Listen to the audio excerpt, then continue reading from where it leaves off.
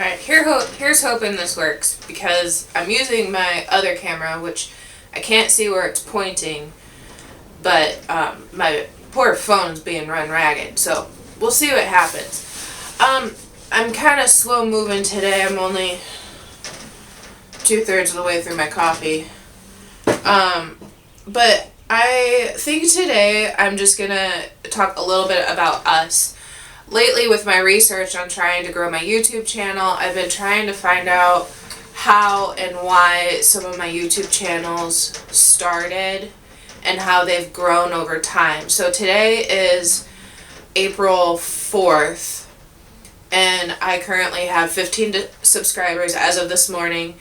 My two most popular videos seem to be one about Raisin's dog toenail that I uploaded last year, and my first stay in place video that I uploaded almost 2 weeks ago. And in that video I just spent a lot of time ranting and raving about the food system and the importance of just, I don't know, acting normal or something. But so that's kind of why I'm going back to just ranting and raving about myself. About us. I'm mostly going to talk about me, not because I'm self-centered, but because Colton isn't here to defend himself. But both of us grew up on a farm. We actually only grew up about 5 miles apart from each other as the crow flies. My parents are 2.5 miles that way, and his parents are about 2 miles that way. So it's kind of a small neighborhood. We actually went to the same 4-H group, but I have no idea what he did in 4-H. He probably showed some chickens or hogs or something like that, and I did crafts and sewing and baking and the horses. We have horses too, but we started talking a couple years ago, and now we're married and I'm living on the farm here. But agriculture is important to me because of my family and my upbringing. And my dad did a traditional hog confinement, crops, corn, soybeans, occasionally wheat. We had grass and alfalfa to bale for the horses, but we were a typical farm from, the 60s, 70s, 80s when it moved into confinement, and then the hog market tanked, I think, in 2001. And as my dad said, the price of pork was they could get maybe 8 cents a pound. It cost 15 to 18 cents to raise. So you can imagine what that kind of did to the farm itself. So eventually they tried changing their model a little bit by bringing in, we were furrow to finish, meaning we bred our own sows and we raised them all the way to selling to the butcher. I forget what year it was. They moved to buying wiener pigs, which are little baby pigs, just after they've been pulled off of mom, and finished them out. And that had a little bit of success, I think, but still the market for pork was pretty poor. So I think it was around 2008 they stopped having hogs. It was just draining the farm. And at the time I didn't know anything about it, and I'm not sure our farm knew much about direct-to-consumer. We were always taking things to market. Hogs, corn, everything went through the market, so we were subject to the markets and the weather.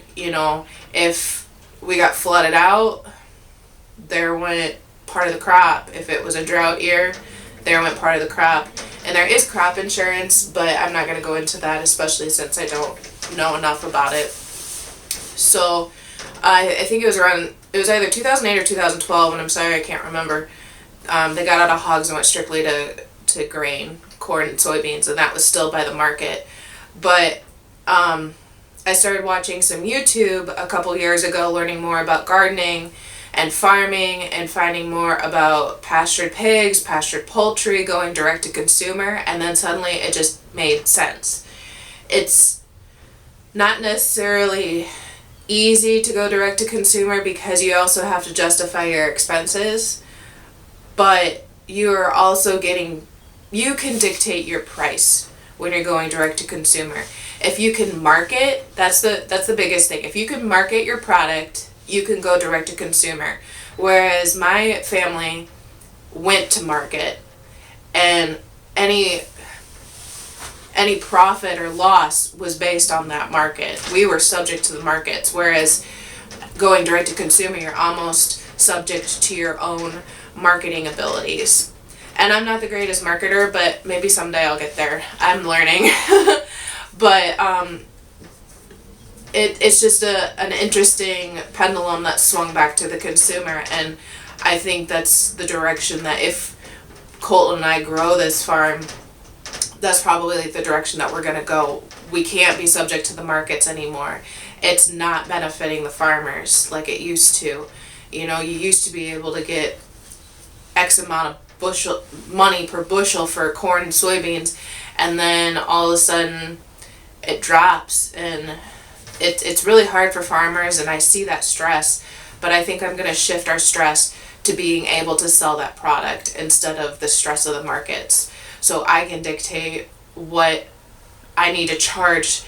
Once in a while, people will ask, why are your eggs so high? We charge $3 a dozen here, and some people charge $5 and $6 a dozen. We charge $3, and it costs us probably close to $2 in order to manufacture that dozen eggs, between the feed to feed the chickens, shavings, and that doesn't really include electricity, labor. We get them oyster shells to help supplement calcium. If there's one that's sick, we might have, or injured, we might have to treat that. So we have to figure out all our expenses, and I'm gradually learning, in order to charge what we charge. And $3 when we first started was about average to high average in our area. But we have happy chickens. I like to say we have brown eggs from happy chickens. Dad spoils his, and ours, they're coming around. They're almost starting to come to the fence. But once again, that market change. We can't sell mass production. Our state laws don't allow us that either, and we don't have the quantity of hens to do it. But we started with the eggs, and I'm trying to do more with the garden, sell direct to consumer that way, and we'll see where that goes. I meant to talk more about me and us, but I guess my tangent got us on the market. So if that's something you are interested in, let me know. John Siskovich, I apologize for butchering the name, and 3 Cow Marketing are 2 excellent resources that I've been following to learn more about how to do direct to consumer. Mostly 3 Cow Marketing is better for the marketing aspect, and then John Siskovich, he's really good at breaking down costs and more of a animal factor, how to price your broiler chickens or your pork, or how to price in your infrastructure. I also just discovered a channel, what's his name? I'll put a link down in the description. Love his channel. He is brand new. I think I saw that he's only been out for 7 months. He's from upstate New York. Pete from something. I'll put a link to his channel in the description. He did an awesome overview of spreadsheets for his farm. Pete from Just a Few Acres Farm. Their YouTube channel is Just a Few Acres too. My day kind of went sideways, so at least it gave me some time to remember that channel. But if you're interested in learning more of how to market your products, those are some starting points I would recommend. The 3 Cow Marketing, John Siskovich, and check out Just a Few Acres. He has some really good the business side, the accounting side of things, and that's also something I would like to learn more about. I'm a numbers person, I'm a literal person, so those videos really appealed to me. But moving forward, I'm not really sure where our farm is going to take us. I know technically I should have a clear agenda, I should have a business plan, I should be focused, but I'm sure as you've noticed by now that I'm too many different directions. I do have too many things going on sometimes. And once in a while I do focus down on something, like the YouTube channel I started last year, but I ran out of time and energy and motivation and, quite frankly, patience for the technology part to get that done. But I think with what's happened in the last few weeks, couple months, that it's starting to sound like people are more interested in where their food comes from. My mom has a story about how even back in the 60s or 70s, I think it was, somebody visited her parents' farm and said, "What's that thing running around?" Well, it was a chicken. And not everybody knows what a chicken looks like in real life. They don't understand that that furry, funny-looking, almost dinosaur thing is actually turned into the chicken you buy in the store. Chicken doesn't come from the store. It comes from a farm that's cared for by a farmer. And there are so many small farmers in America and in our area that have these products to offer people, and it's kind of sad that more people aren't taking advantage, and I am just as guilty. Part of it's because I didn't know, but also part of it is because financially it's very difficult for me to justify buying produce at an almost double the price. Sure, I can justify selling it for that because I know the amount of money it takes for me to produce those dozen eggs that I talked about earlier. But it's really hard for me financially to be able to support a local fellow farmer. Really sad, I know. I just can't put it any other way. Eventually, I would like to either support more local farmers or be able to support our own food here. There are a lot of things that I now justify purchasing. Last year, we grew potatoes. Colton loves potatoes. We go through a lot of potatoes.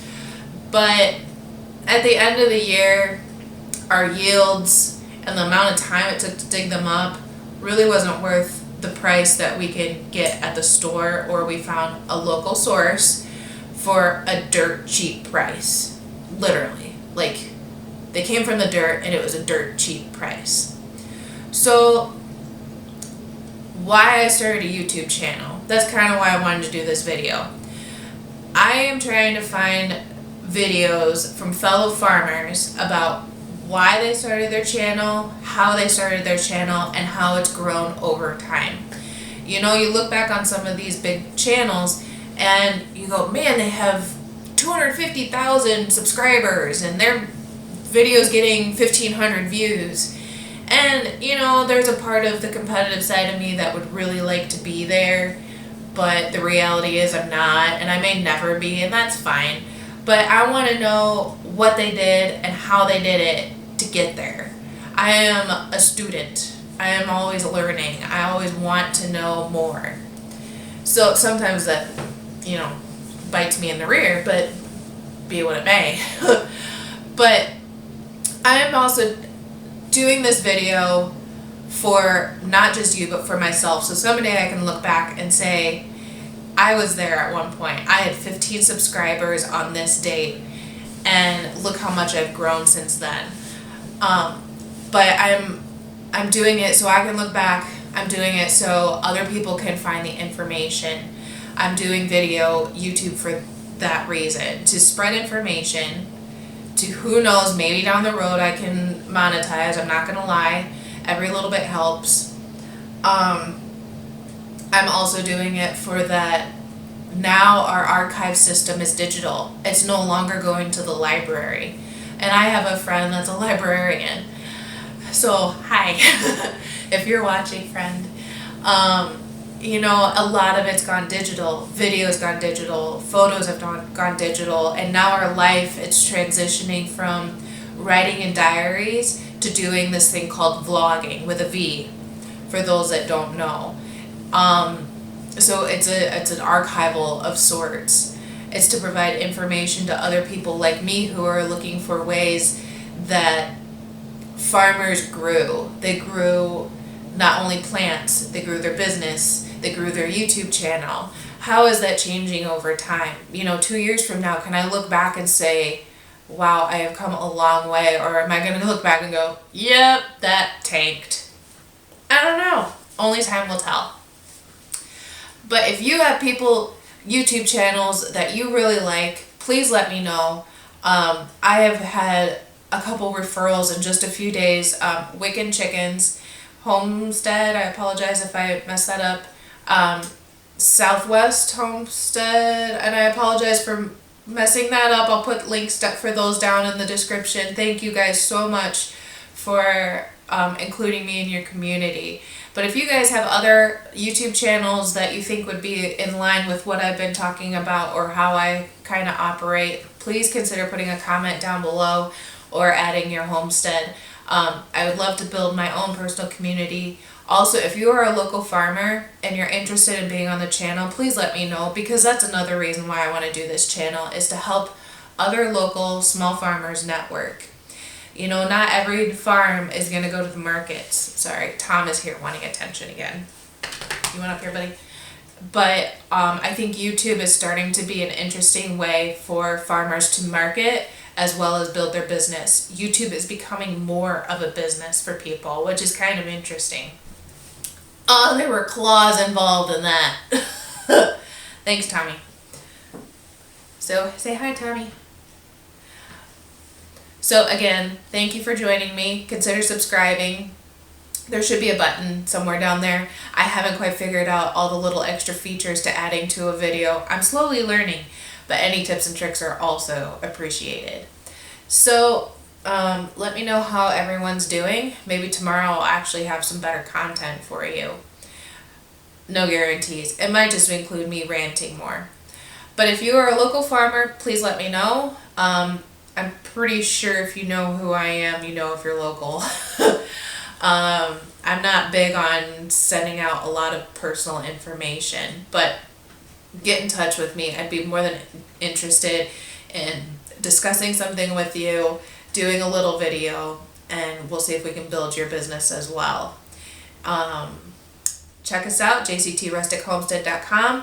We do have a free download with some herb information. Hopefully in May I'll have a plant sale. It kind of depends on how this stay in place thing rolls out for the next month. But for at least the next week, I'm at home bugging you guys through YouTube. So we'll catch you later. Does that feel good, Tom? Oh, that feels good. Oh, that feels good. So we'll see ya. Have a good night. Are you hurting?